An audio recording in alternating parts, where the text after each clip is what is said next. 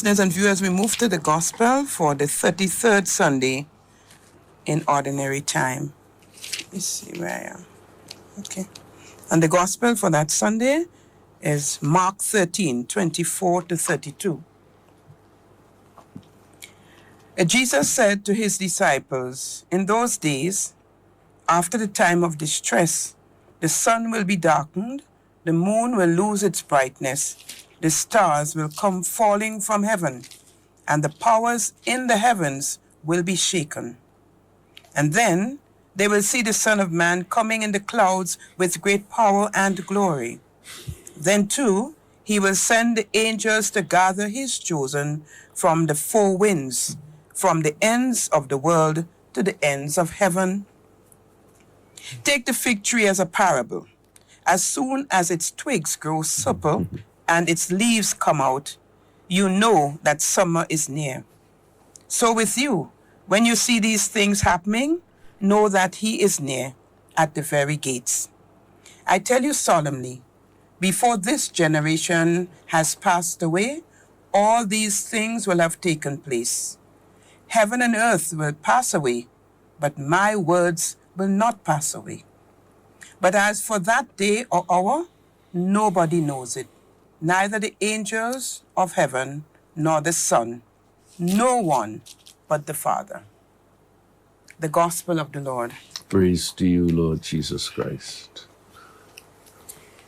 Well, the first reading of Sunday is from the prophet Daniel, and it's the one reference in the scriptures to the archangel Michael. And when we put those two readings together, we are reminded that there is a way of talking about the fulfillment, the so-called end times, which is not meant to be taken literally. It's the author, the writer, struggling to find a way to express what he has seen at a deeply spiritual level, and which he dares to hope will come true. We call that kind of writing apocalyptic, right? Meaning that it is trying to reveal something which, from the normal way of looking at life, that something is not easily seen.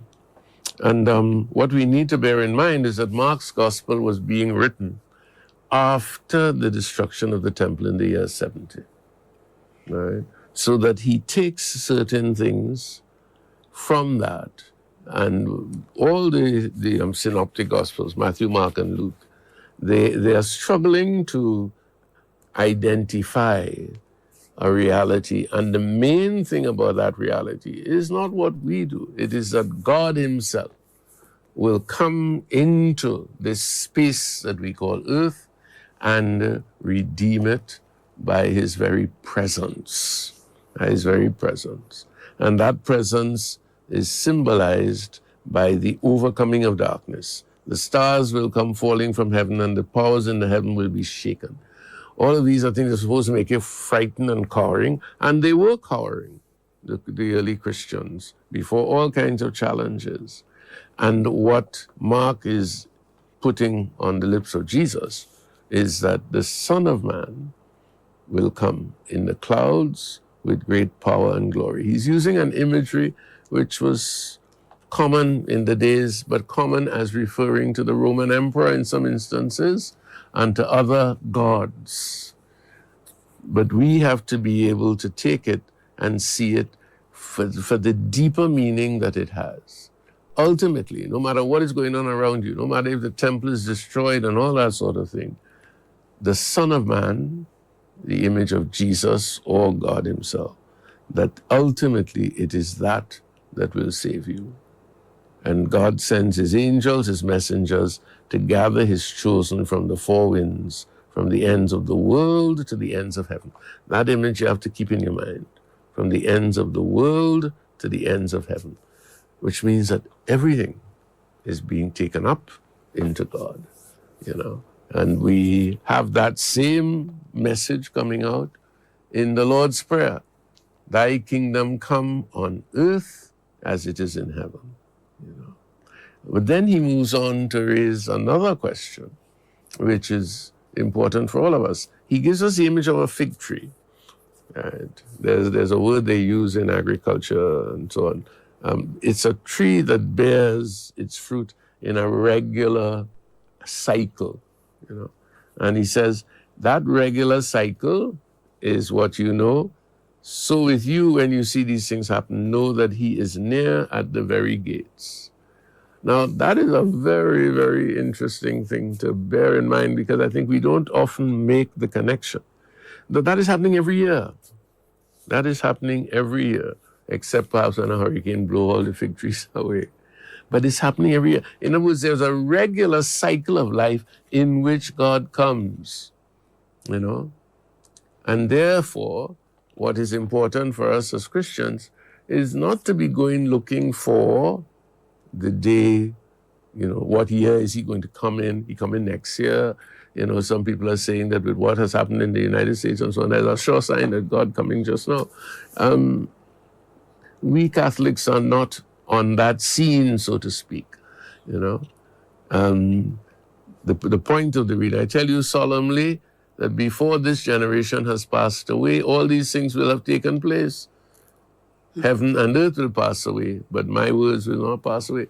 Now, does that mean that Jesus was lying there? Because that generation passed long time.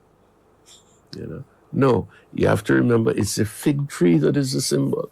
Therefore, there's a regular cycle of life in which God always comes, you know. And that's what I want to emphasize here, because we can spend a lot of time waiting for some last day. Right? But don't get caught up in that. Right? Get caught up rather in the cycle of life, which we as Catholics can be proud of, because it's part of the cycle of our own liturgical life. And within that cycle of liturgical life, from Advent through to Easter and Pentecost, and then ordinary time, in that cycle, we have to ask ourselves, have I been attentive to the ways in which God comes, you know? And when he says, nobody knows it except the Father, that gives me pause, because what he's also saying there is the Father is with you all the time. The Father is with you in the cycles of life. Can you be open to how the Father is going to walk in your life? You know, and what is interesting is we're at the end of the church year. We're moving into Advent and Christmas. What are your expectations? You can live your life only at the level of you want God to come. You want to see God face to face. You want all kind of big miracles and so. No, but rather, this Christmas, this Advent, how can I be open to the ways in which, especially when things seem dark and gloomy, when the stars are falling from the sky, when the very powers of heaven seem to be shaken, when flood come, when hurricane come, and in all kinds of different ways, can I dare to say, Lord, how are you here? That's not easy. That's not easy at all. I wouldn't want to be in the midst of the family of that woman trying to understand, Lord, if this is a good woman, as one person said to me, why does she have to die under those kinds of circumstances? But that's the cycle. And we have to pray that we are always open to what happens in the cycles of life. And I want to pray especially that every family in Grenada will have at least one person in that family who understands this, and who then is able to help the members of the family to deal with the various shakings of the powers of heaven, to deal with the various ways in which these things affect us so deeply, you know. Things are happening in your family, things are happening in nature. And there should be, we hope, in every family, one person who witnesses to this apocalyptic faith that is proclaimed in the gospel today.